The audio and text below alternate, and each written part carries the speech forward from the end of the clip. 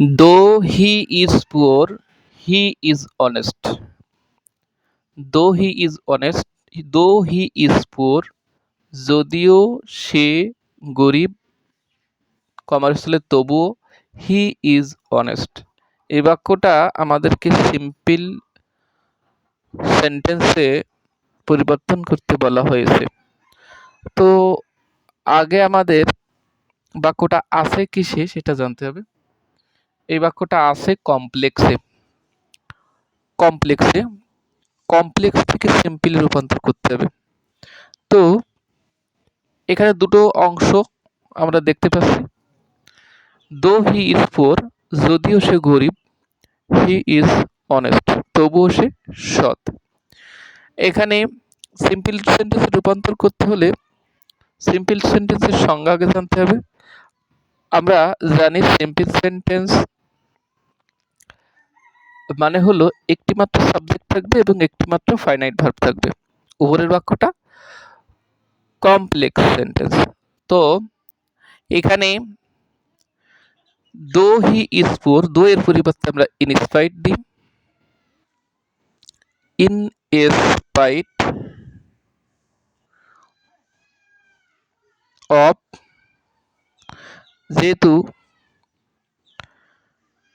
এখানে একটা সাবজেক্ট আছে, সাবজেক্টটা দুই পাশে সাবজেক্টে একই জনের, সুতরাং এটা নিব না, দোয়ের পরিবর্তে এটা বাদ, দোয়ের পরিবর্তে ইনস্পাইট অফ।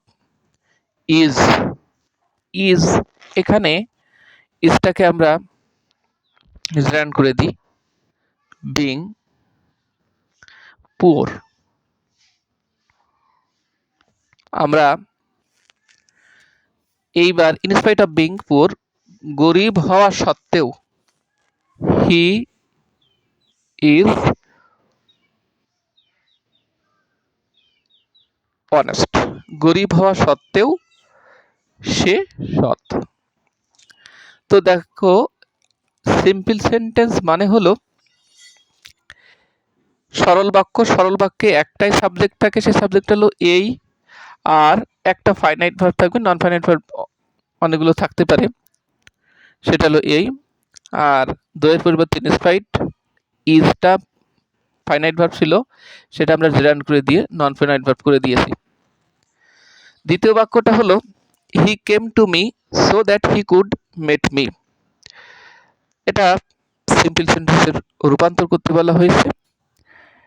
একটা হলো প্রিন্সিপাল ক্লাস আর এইটা হলো সাবঅর্ডিনেট ক্লাস। তো আমাদের খেয়াল রাখতে হবে কমপ্লেক্স, এই বাক্যটা আছে কমপ্লেক্সে, আর কমপ্লেক্স থেকে সিম্পল সেন্টেন্সে রূপান্তর করতে হলে কখনোই আমাদের প্রিন্সিপাল ক্লাসের যে অংশটা, সেই অংশটা হুবহু আমরা রেখে দিতে হয়। হি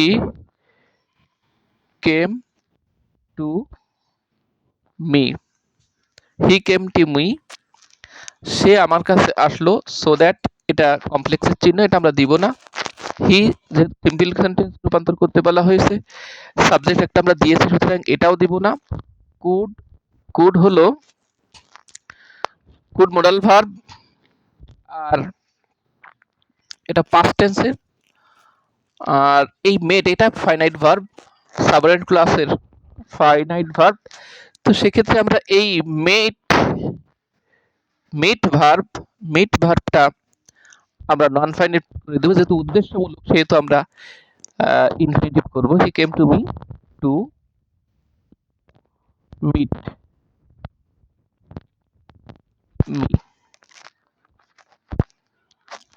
হি came to me to meet me, সে আমার কাছে এসেছিল টু মিট মি, আমার সাথে সাক্ষাৎ করতে। সবসময় খেয়াল রাখতে হবে সিম্পল সেন্টেন্সে সাবজেক্ট একটা থাকে, ফাইনাইট ভার্ব একটা থাকে। তো এখানে সাবজেক্ট হি, ফাইনাইট ভার্ব কেম, আর এই টু মিট এটা হলো নন ফাইনাইট ভার্ব ইনফিনিটিভ। তৃতীয় বাক্যটা হলো ইট ওয়াজ 1971, এটা ছিল 1971 সাল, when Bangladesh got her independence. Simple করতে হবে, এখানে ইট একটা সাবজেক্ট, বাংলাদেশ আর একটা সাবজেক্ট। তো ইট এখানে বলা হয়েছে এটা ছিল 1971 সাল, যখন বাংলাদেশ তার স্বাধীনতা পেয়েছিল। তো আমরা যদি এটা দিই বাংলাদেশ মূল শব্দ, বাংলাদেশ, মূলত সিম্পল সাবজেক্ট একটাই রাখতে হবে, BANGLA, বাংলাদেশ গট পেয়েছিল হার ইন্ডিপেন্ডেন্স,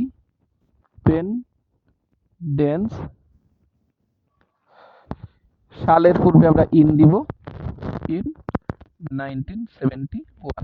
বলতো অর্থ ঠিক থাকবে কিন্তু গঠনটা পরিবর্তন হয়ে যাবে। সিম্পল সেন্টেন্সের সংজ্ঞা হলো সাবজেক্ট একটা, ফাইনাইট ভার্ব একটা। তো আমরা পেয়ে গেছি, এই হলো আমাদের আনসার।